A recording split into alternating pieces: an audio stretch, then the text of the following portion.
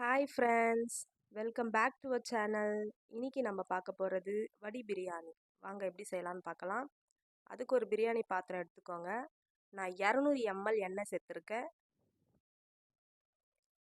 எண்ணெய் நல்லா சூடானதும் பட்டை, கிராம்பு, ஏலக்காய், பிரியாணி இலை இதெல்லாம் ஒரு ஒரு ஒரு ஒரு ஒரு கிராம் சேர்த்துக்கோங்க.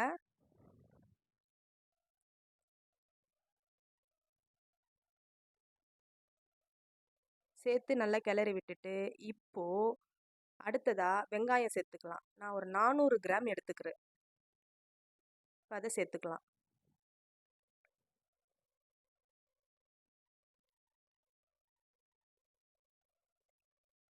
1 கிலோ அரிசி எடுத்திருக்கேன்.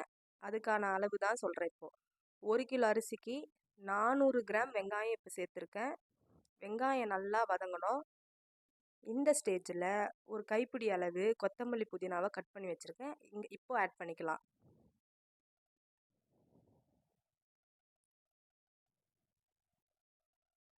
அதை சேர்த்து நல்லா கிளறி விட்டுக்கோங்க.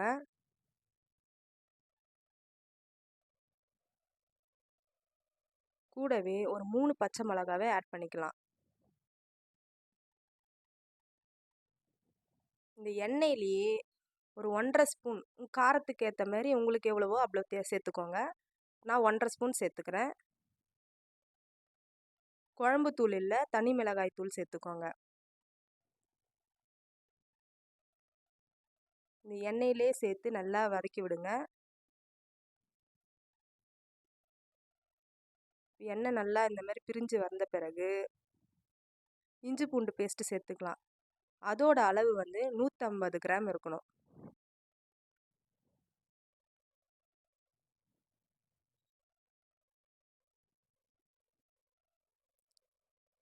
இஞ்சி பூண்டு பேஸ்ட்டு சேர்த்துட்டு நல்லா கிளறி விட்டுக்கோங்க.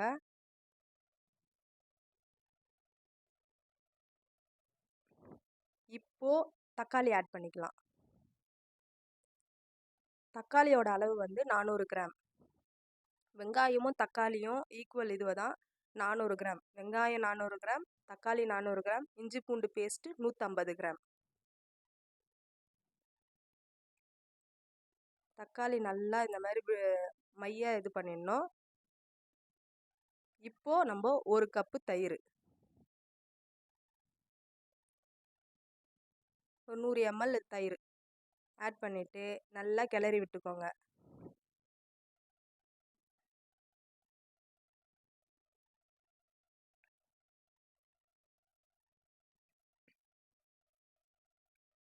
இது எண்ணெய்லாம் பிரிஞ்சு வர வரைக்கும் வெயிட் பண்ணலாம். இந்த மாதிரி வந்த பிறகு இப்போ நம்ம தண்ணி ஆட் பண்ணிக்கலாம். நான் 1 லிட்டர் தண்ணி ஆட் பண்ணுறேன். கரெக்டாக இருக்கும். 1 கிலோ அரிசிக்கு 1 லிட்டர் தண்ணி. நம்ம சாப்பாடு வடித்து தானே செய்ய போகிறோம், அதனால் இது கரெக்டாக இருக்கும்.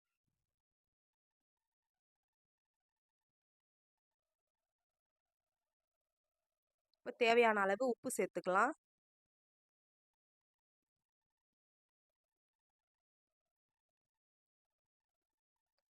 உப்பு சேர்த்து கலந்து விட்டுட்டு இப்போ ஒரு மூடி போட்டு கொதி விடலாம்.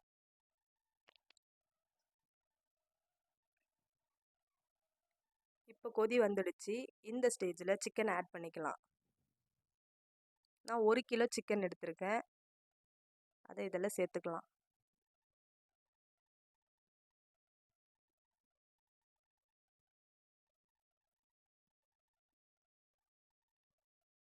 சிக்கனை சேர்த்து நல்லா கலந்து விடுங்க. இந்த ஸ்டேஜ்லேயே காரம், உப்பு எல்லாம் பார்த்துக்கோங்க. இது ஒரு பக்கம் இருக்கட்டும். இன்னொரு பக்கம் ஒரு பெரிய பாத்திரத்தில் தண்ணி வச்சு அந்த தண்ணி கொதிக்கும் போதே நான் வாசனைக்காக பட்டை, கிராம்பு, ஏலக்காய், பிரியாணி இலை இதெல்லாம் போட்டேன். தண்ணி நல்லா கொதித்து வந்ததும் அரிசி சேர்த்துக்கலாம். நான் 1 கிலோ பாஸ்மதி அரிசி எடுத்திருக்கேன். அதை ஒரு 50% வெந்தால் மட்டும் போதும், ரொம்ப வேக விடக்கூடாது.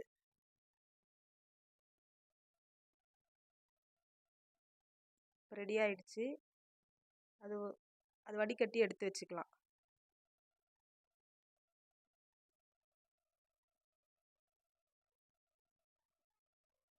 நல்லா தண்ணி கொதிச்சிச்சு. இப்போ நம்ம அரிசியை ஆட் பண்ணிக்கலாம்.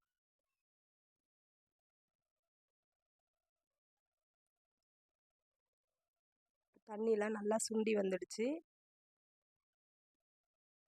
இந்த ஸ்டேஜில் நம்ம தம் போட்டுடலாம். ஒரு மூடி போட்டு ஒரு மேலே வெயிட்டாக எதனா தண்ணியோ இல்லை வேறு எதனா இருந்துச்சுன்னா வச்சுக்கோங்க. ஒரு 10 to 15 மினிட்ஸ் விட்டுட்டு திறந்து பார்த்தீங்கன்னா நம்மளுடைய வடி பிரியாணி ரெடி ஆயிடுச்சு. இந்த சைடில் இருந்து இப்படி விட்டு கிளறி விடுங்க. இந்த மாதிரி கிளறி விடணும்.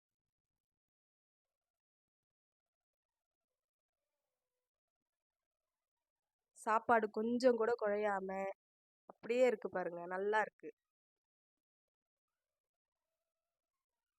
நல்லா பொல பொலன்னு நம்மளுடைய வடி பிரியாணி ரெடி ஆயிடுச்சு.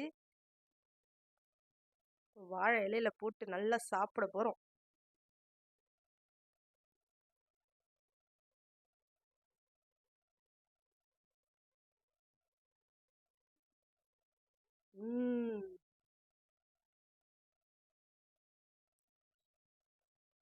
கூடவே சைடிஷ்க்கு சிக்கன் பக்கோடா,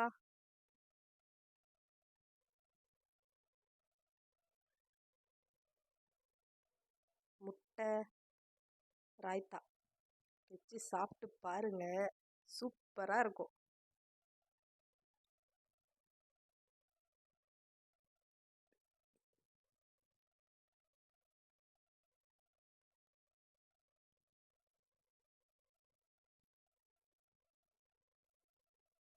டேஸ்ட்டுக்கு என் பசங்க கிட்ட கொடுத்துருக்கேன், என்ன சொல்கிறாங்கன்னு பார்க்கலாம்.